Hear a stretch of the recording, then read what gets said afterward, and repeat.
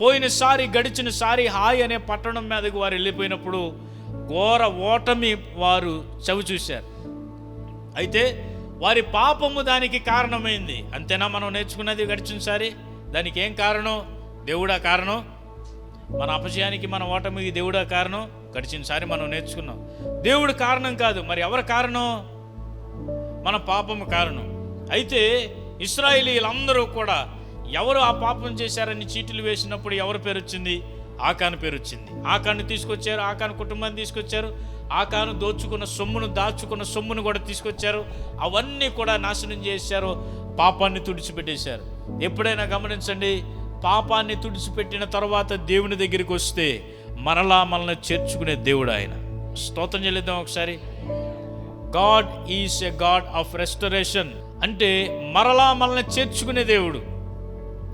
ఎవరైతే విరిగిన అణిగిన హృదయముతో నేను పాపము చేశాను తండ్రి, నా వలన పాపమైంది అని ఎవరైతే ఒప్పుకుంటారో, ఎవరైతే ఆయన సన్నిధిని ఆశ్రయిస్తారో, మరలా వారిని హక్కున చేర్చుకునే దేవుడు.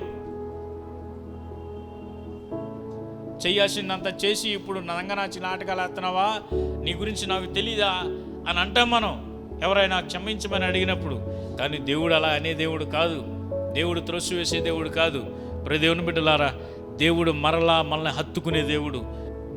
ఆయన క్షమాపణ అడిగిన వారిని ఆయన తిరిగి హత్తుకునే దేవుడు. బిల్లీ గ్రహం గారి ఈ విషయాన్ని ఆయన ఒక గాస్పెల్ క్రూసేడ్లో చెబుతున్నాడు ఒక సువార్త మీటింగ్లో. ఏంటంటే, ఒక నిండు యవనస్తుడు ఒక భయంకరమైన నేరం చేశాడు. ఎన్నో నేరాలు చేశాడు. ఒక నేరంలో పట్టుబడ్డాడు. ఆ పట్టుబడిన తర్వాత నేరం నిరూపితమైంది, శిక్ష పడింది, జైలుకి వెళ్ళాడు. జైల్లో శిక్ష అనుభవిస్తున్నాడు. కొన్ని సంవత్సరాలు అనుభవించిన తర్వాత ఆయన రిలీజ్ అయ్యే డేట్ దగ్గర పడింది. కొన్ని రోజుల్లో ఆయన బయటకు వచ్చేస్తాడు. అప్పుడు ఆ యవనస్తుడు తన ఇంటికి ఒక ఉత్తరం రాశాడు వారి తండ్రికి. ఏమని రాశాడంటే, నానా, నేను అనేక నేరాలు ఘోరాలు చేసి మన కుటుంబ పరువు తీశాను. మరలా నేను ఇంటికి రావడానికి అర్హుణ్ణి కాదు. మీ కుమారుణ్ణి నన్ను అనిపించుకోవడానికి నాకు అర్హత లేదు. అయితే నాకు ఇంటికి రావాలని ఆశ ఉంది. మీతో మరలా తిరిగి ఆ సంతోషాన్ని, ఆనందాన్ని పంచుకోవాలని నాకు ఆశ ఉంది. నేను మారిపోయాను, నా జీవితం మార్చుకున్నాను. మరలా తిరిగి మీ ప్రేమను నేను పొందాలనుకుంటున్నాను. అయితే ఎంత నేరస్తుడిని, ఎంత మన కుటుంబ పరువు తీసినోడిని, ఎంత దుర్మార్గుడిని మరలా నన్ను మీరు స్వీకరిస్తారో లేదో నాకు అనుమానంగా ఉంది. అంటే మరలా మీరు స్వీకరిస్తారని నేను అనుకోవట్లేదు. అందుకని నేను ఒక పని చేయాలని నేను అనుకుంటున్నాను. నేను విడుదలైన తర్వాత నేను మన వీధిలో నుండి వెళతాను. నన్ను మీరు స్వీకరిస్తారు అనే మాట అయితే మన ఇంటి ముందు ఒక పసుపు బ్యానర్ కట్టండి. పసుపుతో ఒక బోర్డు కానీ బ్యానర్ కానీ కట్టండి. పసుపు బోర్డు కానీ బ్యానర్ కానీ కనబడితే నన్ను మీరు స్వీకరించారన్నట్టు లెక్క. ఆ బోర్డు కనబడితే నేరుగా నేను మన ఇంట్లోనికి వచ్చేస్తా.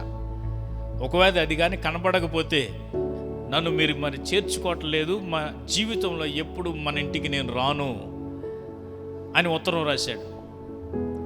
సరే, కొన్ని రోజుల తర్వాత ఈ యవనస్తుడు విడుదలయ్యాడు, బయటికి వచ్చాడు. అక్కడ నుంచుంటున్నప్పుడు వారికి ప్రాంతం నుండి వెళ్ళే ఒక బస్సు, ప్రైవేట్ బస్సు అటుగా వెళ్తుంటే లిఫ్ట్ అడిగాడు. వారు ఆ బస్సు వాళ్ళు ఇచ్చారు. లోపలికి కూర్చున్నప్పుడు, ప్రైవేట్ బస్సు కాదండి, ఒక కంపెనీ వారో ఎవరో మరి అందరూ కూడా ఒక టీమ్గా వెళ్తున్నారు. లిఫ్ట్ ఇచ్చి ఎక్కడి నుంచి వస్తున్నామంటే నేను జైలు నుంచి వస్తున్నాను అన్నాడు. ఏంటంటే స్టోరీ మొత్తం చెప్పాడు. నేను ఇలా తప్పులు చేశాను, నేను శిక్ష అనుభవించాను, ఇన్ని సంవత్సరాలు జైల్లో ఉన్నానని. మరి నువ్వు ఇప్పుడు ఎక్కడికి వెళ్తున్నావంటే అప్పుడు ఆ విషయం చెప్పాడు. నేను ఇంటికి ఉత్తరం రాశాను, మరలా నన్ను చేర్చుకునే లెక్క అయితే ఒక పసుపు బోర్డు కానీ బ్యానర్ కానీ కట్టమని చెప్పాను. అది ఉంటే నేను దిగుతాను, లేకపోతే మా ఇల్లు దాటి నన్ను దింపేయండి, మరలా నేను ఇంటికి వెళ్ళాను. సరే, ఈయన చెప్పిన స్టోరీ ప్రకారం అందరూ ఉత్కంఠంగా ఎదురు చూస్తున్నారన్నమాట, బస్సులో ఉన్నవాళ్ళు కూడా. ఏంటంటే అసలు అక్కడ ఏముంటుందో అసలు ఉండిద్దా లేదా, వాళ్ళ ఇంటి దగ్గర బ్యానర్ ఉండిద్దా లేదా, ఒక సస్పెన్స్. అది మరి ఆ 2 మలుపులు తిరిగితే వాళ్ళ ఇల్లున్న రోడ్డు వస్తుందన్నమాట. చివరాగిరికి 2 మలుపులు అందరూ ఉత్కంఠంగా ఎదురు చూస్తా ఆ కిటికీ అద్దాల్లో నుంచి చూస్తున్నారు బ్యానర్ ఉండిద్దా లేదా అని. ఎప్పుడైతే ఆ మలుపు తిరిగేటప్పుడు ఈ యవనస్తుడికి లోపల బీపీ పెరిగిపోతుంది, టెన్షన్ అనమాట. ఏం జరుగుతుందో, అసలు మా ఇంటి దగ్గర బ్యానర్ ఉండిద్దో లేదో, ఉండాలని ఆశ, మరలా తిరిగి మా ఇంటికి వెళ్ళాలి, తండ్రితోనూ తల్లితోనూ నేను నా సహోదరులతో అందరితో ఆ ప్రేమను పంచుకోవాలి. తప్పు చేశాను, కరెక్టే, నా వల్ల తప్పు జరిగింది, నా వల్ల పాపం జరిగింది, కుటుంబ పరువు తీశాను, అయినా నేను తప్పు నేను తెలుసుకున్నాను, మరలా ఇంటికి వెళ్ళాలి అని ఆశతో ఉన్నాను. ఉంటే బాగుండని ఆలోచన, ఒకవేళ లేకపోతే ఆలోచనే బాగా భారంగా ఉంది. అందరూ ఎదురు చూస్తున్నారు. ఆ బస్సు నిదానంగా వెళుతుంది. వెళుతూ వెళుతూ ఆ టర్నింగ్ అలా తిరగంగానే అందరూ నిర్ఘాంతపోయారు, అందరూ ఆశ్చర్యానికి గురయ్యారు. ఏంటంటే ఆ వీధి మొత్తం కూడా పసుపుమయం అయిపోయిందంట. దేవునికి స్తోత్రం చేయలేదు. వీధి మొత్తం ఏమైపోయింది, మొత్తం ఆ వీధి స్టార్టింగ్ నుంచి ఎండింగ్ వరకు మొత్తం పసుపుతో నింపేశారు వాళ్ళ నాన్న. మొత్తం అన్ని పసుపు బ్యానర్లే, మొత్తం అన్ని పసుపు బోర్డులే, ఆ వీధి మొత్తం నింపేశాడు. యవనస్తుడి ఆనందానికి హద్దులు లేవు.